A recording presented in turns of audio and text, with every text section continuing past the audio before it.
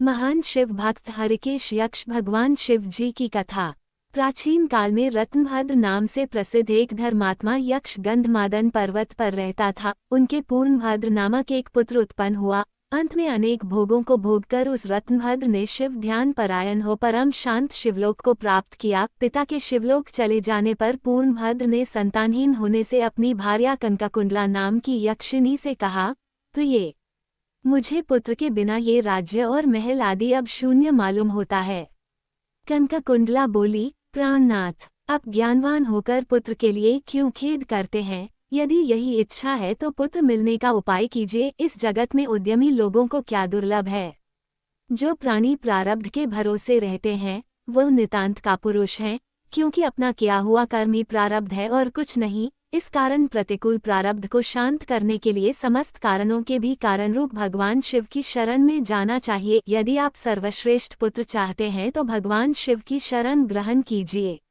अपनी पत्नी की बात सुनकर यक्षराज ने गीत वाद्य से भगवान शिव का पूजन कर पुत्र की अभिलाषा पूर्ण की। उसका नाम हरिकेश पड़ा। पुत्र उत्पन्न होने की प्रसन्नता से उसने अनेक दान पुण्य किए। जब हरिकेश 8 वर्ष का हुआ तभी से वह खेल में धूली बालू का शिवलिंग बनाकर त्रिनादि दूरवात से उनका पूजन करता और अपने साथियों को शिव नाम से ही पुकारता था। वह रात दिन हे चंद्रशेखर, हे भूतेश, हे मृत्युंजय, हे नीलकंठ आदि पवित्र नामों का उच्चारण करता रहता और मित्रों को प्रेम करता हुआ बार बार इन्हीं नामों से पुकारता रहता था। उसके कान के नाम के अतिरिक्त अन्य किसी को ग्रहण नहीं करते थे। वह शिव मंदिर को छोड़कर किसी अन्य जगह नहीं जाता।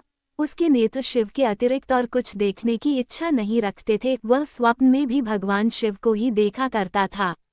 हरिकेश की ये दशा देखकर उसके पिता ने उसे गृह कार्य में लगाने की अनेक चेष्टाएं की, किंतु उस पर कुछ भी असर नहीं हुआ। अंत में हरिकेश घर से निकल गया। कुछ दूर जाकर उसे भ्रम हो गया और वह मन ही मन कहने लगा, हे शंकर, कहाँ जाऊं, कहाँ रहने से मेरा कल्याण होगा। ये सोचकर उसने अपने मन में विचार किया कि जिसकी कहीं ठिकाना नहीं है उसका काशीपुरी ही आधार है। इस प्रकार निश्चय कर वह काशीपुरी को गया। जिस अविमुक्त क्षेत्र में पंचभौतिक देह त्याग कर प्राणों का शिव की प्रसन्नता से फिर देह से संबंध नहीं रहता, उस आनंदवन में जाकर तप करने लगा। कुछ समय बाद भगवान शिव ने पार्वती को अपना विहार वन दिखाया। वह अनेक सुगंधयुक्त पल्लवों से शोभित था। शिव बोले, हे देवी, जैसे तुम मुझको बहुत प्रिय हो वैसे ही ये आनंद वन भी मुझे परम प्रिय है। मेरे अनुग्रह से इस आनंद वन में मरे हुए को जन्म मरण का बंधन नहीं होता, अर्थात वो फिर संसार में जन्म नहीं लेता। पुण्यात्मा के कर्मबीज विश्वनाथ की प्रज्वलित अग्नि में जल जाते हैं, उसी से फिर वे गर्भाशय में नहीं आते। काशीवासी लोगों के देहांत समय में मैं ही तारक ब्रह्म ज्ञान का उपदेश देता हूँ, जिससे वे उसी क्षण मुक्त हो जाते हैं। कलियुग में विश्वनाथ देव का दर्शन, पूजन, काशीपुरी, भागीरथी, गंगा आदि का सेवन तथा सत्पात्र को दान विशेष फलदायक होता है। हे देवी, काशीवासी सदा मुझमें ही बसते हैं, इससे मैं उनको अंत में संसार सागर से पार कर देता हूँ। यह मेरी प्रतिज्ञा है। इस तरह वार्तालाप करते करते भगवान शिव उस स्थान पर गए जहाँ हरिकेश समाधि लगाए बैठा था। उसको देखकर पार्वती ने कहा, भगवान, यह आपका तपस्वी भक्त है। इस समाधिस्थ भक्त को वर देकर इसका मनोरथ पूर्ण कीजिए। इसका चित्त केवल आप में ही लगा है और इसका जीवन भी आपके ही अधीन है।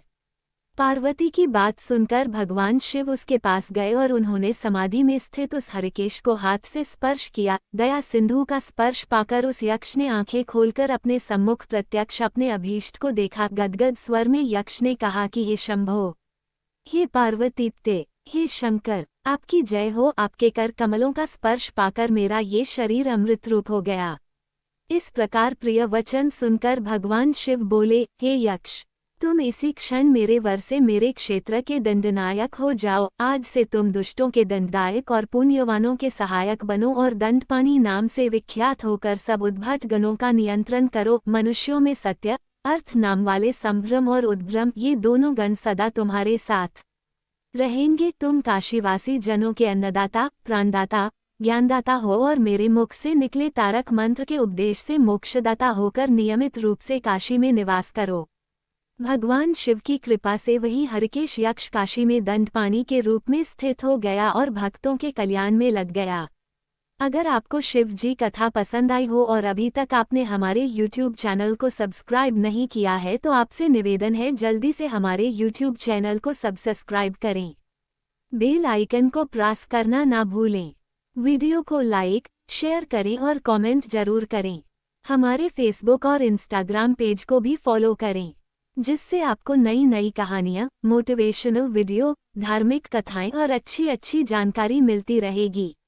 लिंक नीचे डिस्क्रिप्शन में दिया हुआ है, वहां जाकर सब्सक्राइब और फॉलो कर सकते हैं। धन्यवाद।